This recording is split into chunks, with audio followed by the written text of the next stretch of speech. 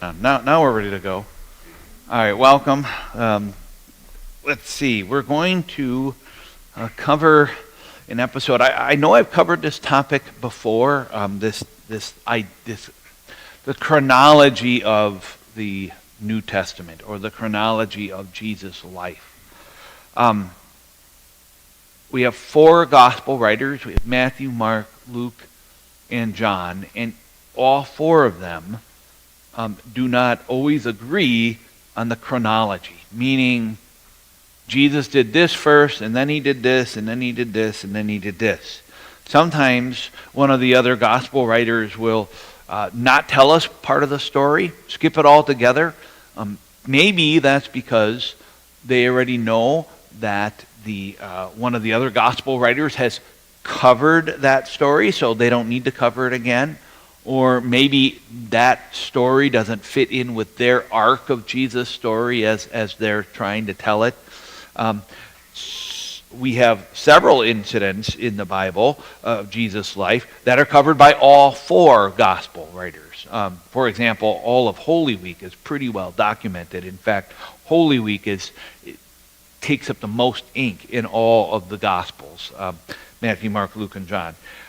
But John is a special author. He is writing his gospel last. Matthew, Mark, and Luke are already out there in circulation, and John has a different approach to writing his gospel.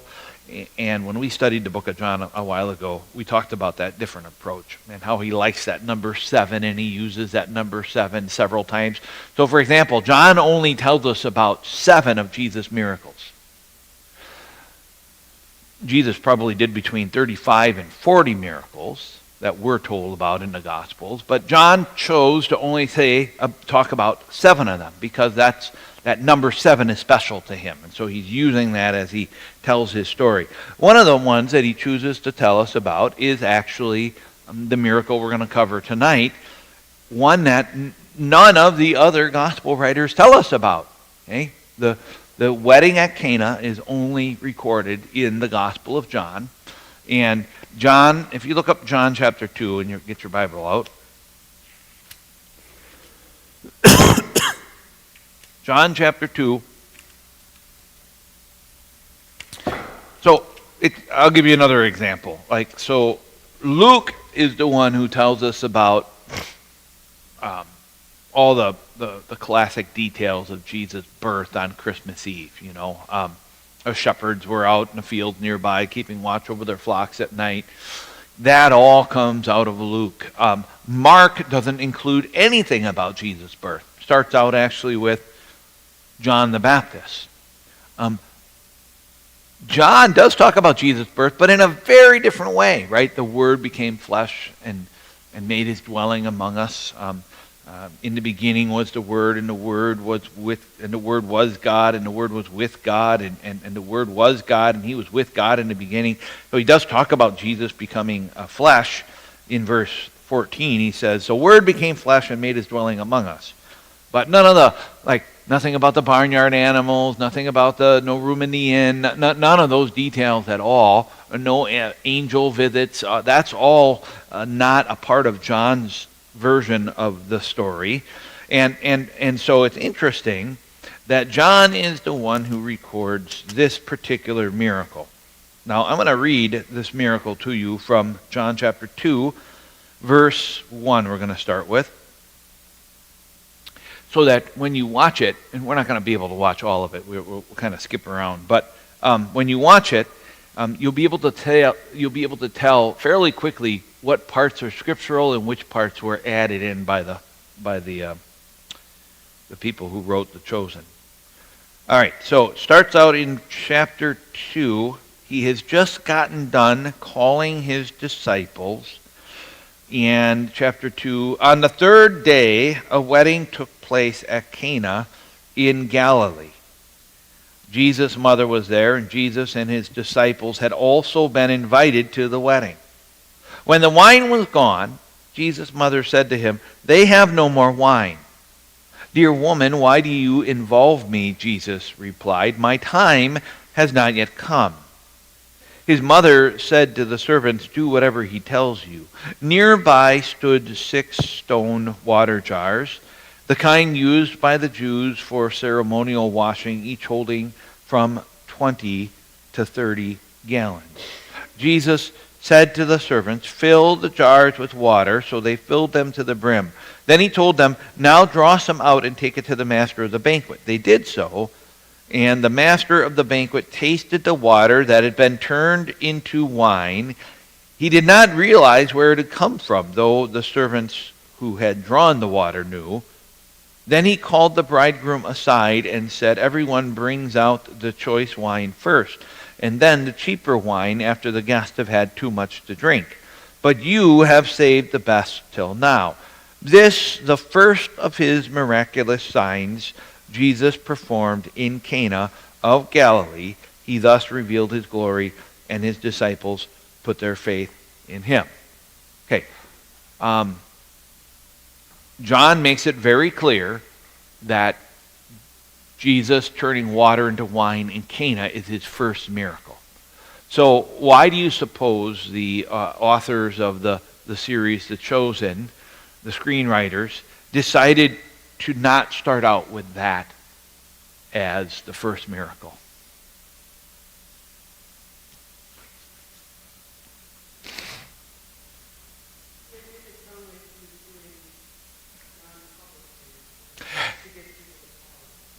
Yeah, right. That's how the screenwriters present it, right? So in their minds, they're saying, well, maybe Jesus did some miracles that weren't super public before this one. Well, it's a wedding, so there's, a bunch of people.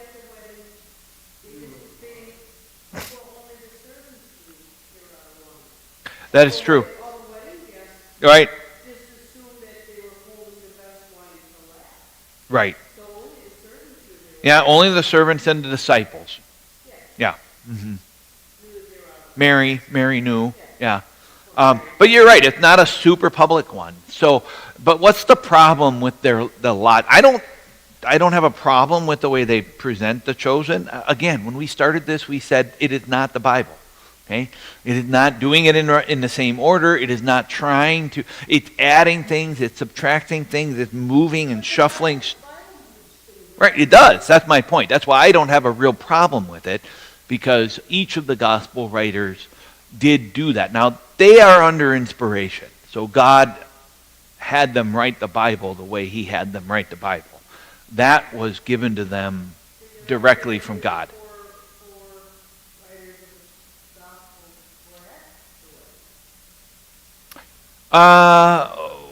John would have been there. No, this is John the son of Zebedee. This is John the fisherman. Yeah, no, John the Baptist didn't write any of the books of the Bible. The John that wrote the book of the Gospel of John. Yeah, he's one of the fishermen. The sons of Zebedee, so James and John. So that John. Yeah, I know it's confusing. There's multiple Johns. There's multiple Marys. There's two Judases. Yeah, so hey, look around in our little church. We got the same problem. We got a bunch of people all named the same thing. And it is confusing. And it leads to confusion, right? Even in our own congregation. I refer to one of the Jerrys or one of the Dawns or one of the Christines, and somebody misunderstands it and thinks about the other one, right? And you can hardly blame them for that. That happens. There's going to be some confusion. But so what's interesting is John skips all the birth stuff. He also skips the beginning of Jesus' ministry. When did Jesus' ministry really start? Okay. Episode 5, yeah.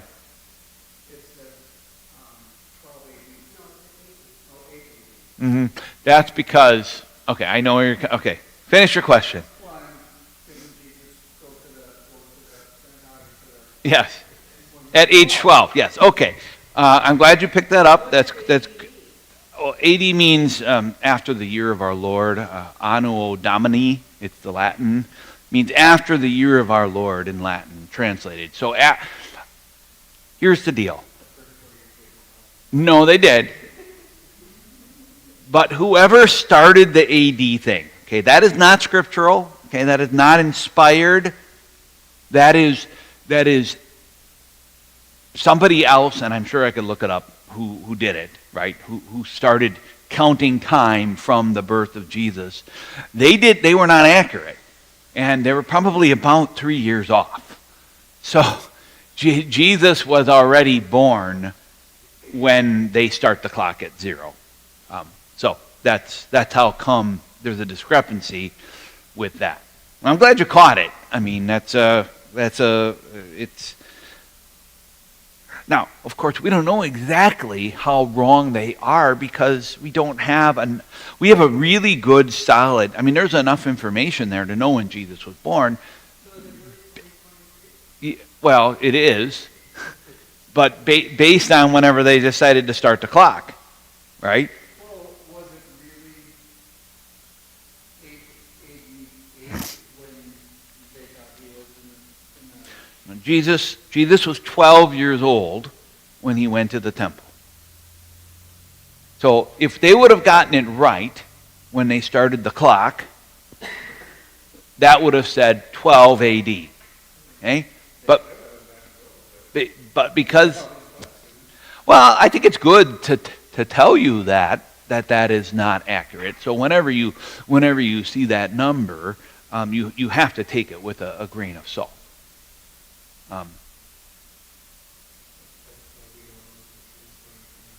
Yeah, we do. It is 2023 because we decided to start the clock at 0. See, that's the other thing. We would start a clock at what year? 1. They started the clock at 0. Okay? Because they are not living in 21st century America. We all tell time differently. In Ethiopia, where my friend is, they have a completely different set of months. Right. They do use a different calendar over there. I mean, we tend to think that whatever we do is what everybody else does.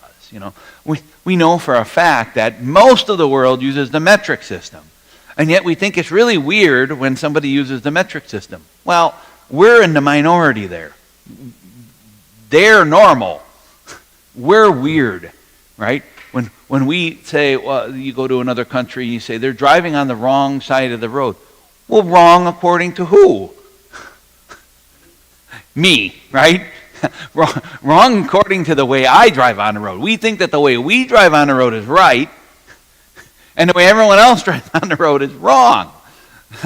But that shows you the me-centric view that we have. So, no, we don't have an accurate way of count. I mean, we know that Jesus was born in Bethlehem, in Galilee, during the reign of King Herod.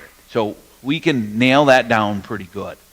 But do we know when? I mean, this is the same argument we have about Christmas, right? We celebrate Christmas on December 25th, and it blows me away that most Christians actually think that Jesus was born on December 25th.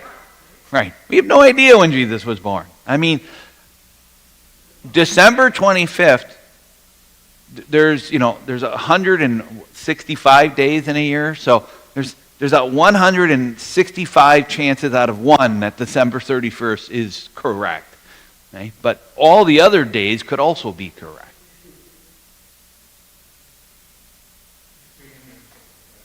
Right. Oh, did I say a different number?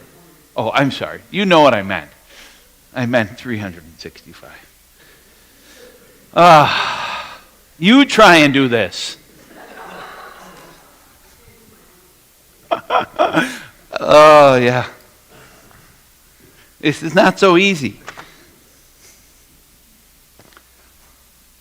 Anyways, back to this. Jesus was 12 years old when he got lost in the temple.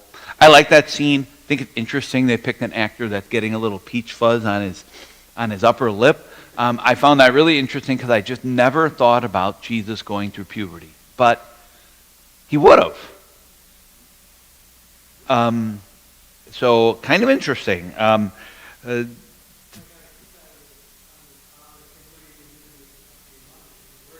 yeah, right. Yeah, with rubber feet. Yeah. I don't know that Jesus had to rub Mary's feet, but who knows? Maybe he had to do something. He Now, Jesus, of course, didn't do anything wrong because Jesus had never sinned. So even though Jesus did worry Mary, whose problem is that? Mary's problem, not Jesus's, right? Okay.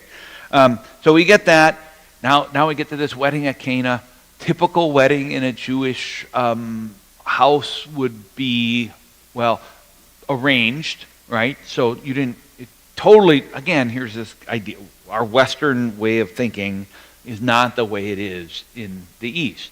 Well, to go back to the point that Steve is making where they start their year at 1, well, have you ever tried to figure out Jesus is in the grave for 3 days?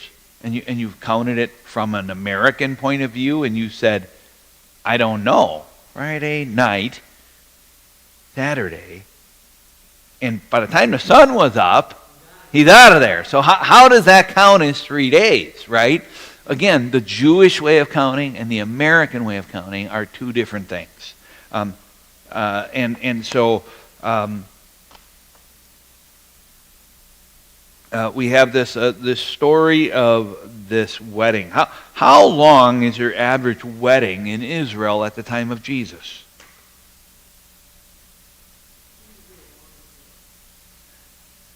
First of all, there are arranged marriages that people don't just fall in love and decide to get married.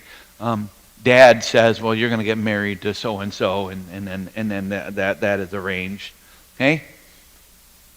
Typically thrown by the family, just like it is today, right? Not so much anymore in America. Who normally now actually pays for the wedding? Most weddings in America, I don't know about most, but a good chunk of them now, the bride and the groom pay for it. Because they're waiting so long. They're in their 30s. They've been in a career for 10, 15 years before they decide to get married. They have more money than old mom and dad, probably on Social Security already. More and more, the children actually, I don't know if we call them children, but the people who are getting married pay for the wedding. But in this time, it would have been the families that would have paid for it. And so we kind of see that in the film. 7 days was the average wedding. Okay? Whole week. And there's a couple of reasons for that. Again, their way of living is so different from ours that, right. Part of it could be, yeah. I mean, part of that could be. But if you're getting the family together, and two families together, right? Two big extended families, and you chose a wife for your son from your uncle's family who lives 4 villages over. Now that whole family's got to make the journey. So it's not just a matter of getting in a car and buzzing back and forth. This is a long deal, long, big, drawn out, expensive deal. So if we're going to get the family together, let's just get it together and really make a show of it. So that's one thing to note, is that wedding feasts were not typically one-day deals like they are in our time. And in fact, really when you stop and think about it, from start to finish, the whole thing is most of the time not even 12 hours.